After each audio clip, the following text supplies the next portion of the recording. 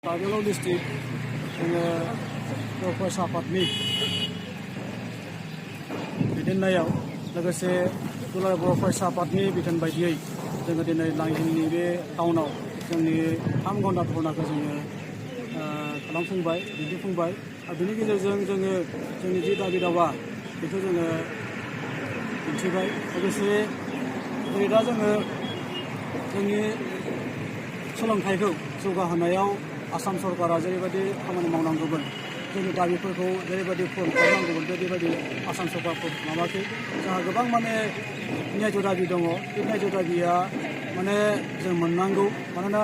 सोलोंथाइया बयनिबो थाखाय मोनसे मौलिक अधिकार बे अधिकारखौ जों मोननांगौ आरो लोगोसे सोलोंथाइजों लोगोसे लोब्बा थानाय माखासे आयदाखौबो आसाम सरकारा जिहेतु पूर्ण खालामगोन होननानै जों खोथा होदोंमोन बे खोथाखौबो आसाम सरकार दासिमबो आखरे आखर पालन खालामाखै बिथाङा लेहेमिया बिदिनो माने आगबारिदों बेनिखायनो जों आसाम सरकारखौ खावलायदों दा जोंनि दाबिया गोबां दङ फ्राय माने जोंहा सोलोंथाइनि बिथिङावनो जों दाबिखौ खालामदों सिटेटआव लेंगुवेज वानाव जोंनि रावखौ सोसननाय बेनिफ्राय आसामनि जुडिसियेल एग्जामाव जोंनि रावनि मोनसे रावजों माने आनजाद होनो हानाय जोङो केपासिटि खालामना होनांगौ लोगोसे जोंहा बर' बिजोंनि माखासे जेंना थाबाय बर' बिजोंखौ माने गभर्नमेन्ट खालामनायनि मोनसे जेंना दं 6.3 क्ल'जआव जिहेतु लिटार रेकर्डआव दङ बे जेंनाखौबो आसाम सरकार आसाम सरकार दाबो पूर्ण खालामनांगौ माने गोबां खेब सावरायनायनि उनावबाबो आसाम सरकार दासिमबो बेखौ जाफुंसार खालामाखै बेनिखायनो आसाम सरकारजों खावलायगोन बिथांमोना जाहाथे 6.3 माने आसाम माने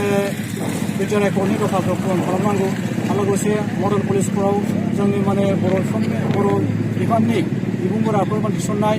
लोगोसे एजिएसआव फोरोंगिरि थिसननाय बेफोरबायदि माखासे बाथ्राफोर थाबाय बे बाथ्राखौ लानानै जोंनि 3 घन्टा धरनाखौ जों खालामो आरो लोगोसे जों बेजों आसाम सरकारखौ मेसेज होनो नागिरदों जाहाथे बिथांमोना गोख्रैनो जोंनि दाबिखौ गनायनानै उननि समावहाय खुब खम समनि गेजेराव जाहाथे बेखौ मावफुङो बेखौ जोङो दाबि खालामदों मानोना फैगौ माने बाजेट सेसनाव जोंनि माखासे दाबि दावाया जाहाथे माने बाजेटआव जाहाथे हाबो बाजेटआव जाहाथे नोंनि माने फाइनेन्सियेल माबाफोरखौ लाफानानै उननि समाव खामानिखौ मावफुङो बेखिनिखौ जोङो दाबि खालामदों मानोना जोंनि बर' बिजोंनि जि माने सोलोंथाइनि थासारि सानफा एफा जोबोद माने गाज्रि फारसे दावबायगासिनो दङ दा बेनिखायनो बेखौ होबथानो थाखाय बर' माने बिमा रावनि माने जोंनि जि फसंथान बा माने जोंनि फरायसालि बेखौ माने खालामनो थाखाय जोङो बे दाबिखौ दैखांदों मानोना सानफा एफा जोंनि माने सोलोंथाइनि थासारि जोबोद माने गाज्रि मोनसे अबस्था थांगासिनो दङ आरो बेफोरखौ होबथानोबा जोङो सरकारा बेफोरखौ माने माखासे बेबस्था लानांगोन आरो लोगोसे जोंनि फरायसालिफोरखौ मोनसे गोग्गो सोलोंथाइ होनायाव जोंनि जे दाबिफोर दङ बेखौ माने सुफुंनायाव जोंनो हेफाजाब होनांगोन बेखिनिखौ जों आसा खालामदों आरो लोगोसे दिनैहाय जिहेतु आसाम नाङैनो माने 3 घन्टानि जे धरना बे जाफुंदों आरो बे मेसेजनि गेजेरजों आसाम सरकार बा आसाम सरकारनि सोलोंथाइ बिफानाबो निस्सय माने जोंनि माने दाबिखौ मावफुंनायाव गोसो होगोन बेखिनिखौ आसा खालामनानै आं